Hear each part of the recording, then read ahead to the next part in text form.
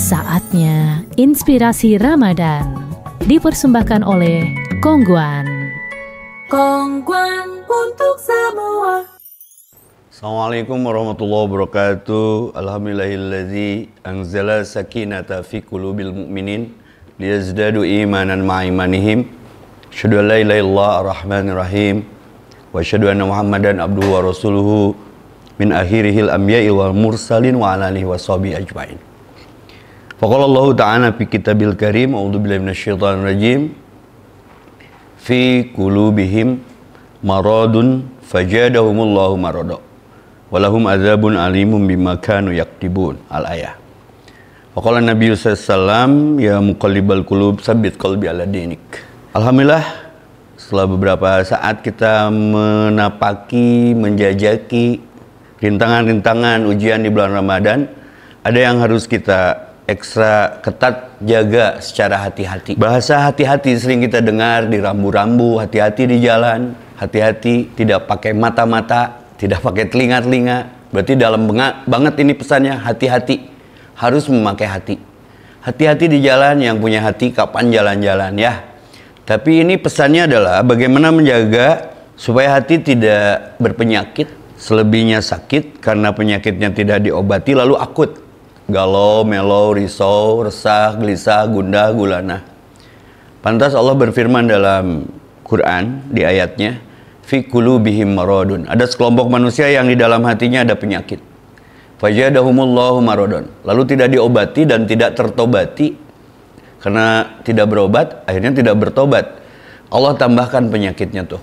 Fajadahumullahu maradun. Walahum, kalau dibiarkan sampai mati, wafat, walahum adabun alimum bima kanu yakdibun. Jadi siksaan dunia dan akhirat karena tidak bisa membawa hati secara hati-hati. Maka bicara hati, Nabi pun berlindung darinya. Ya muqallibal qulub, wahai zat yang membulak-balik hati, sabit qalbi ala dinik. Tetapkan hati ini dalam agamamu. Ya musarrifal qulub, sarrif qulubana ala taatik. Wahai zat yang membolak-balik hati, tetapkan hati ini dalam ketaatanmu. Maka berpikir dengan pikiran, merasa dengan perasaan. Maka kalau orang ada sakit hati, pertanyaannya, hati ini punya siapa? Kok kita yang sakitnya? Berarti ada masalah tuh dengan hatinya. Maka benar hatinya, benar seluruh urusannya. Maka hatinya yang bersih terlihat dari wajahnya. Kenapa Ramadan sebagai terapi, wahana untuk kita menjaga hati supaya tidak berpenyakit. Disiplin akan muncul karena melihat perjalanan Ramadan ini ada pendidikan dan latihan disiplin. Tidak ingin dinilai manusia. Yang tahu saum kita adalah kita dengan Tuhan kita. Makanya hati-hati sekali, mau makan hati-hati walaupun nggak ada yang ngelihat, mau minum nggak berani berkhianat walaupun nggak melihat.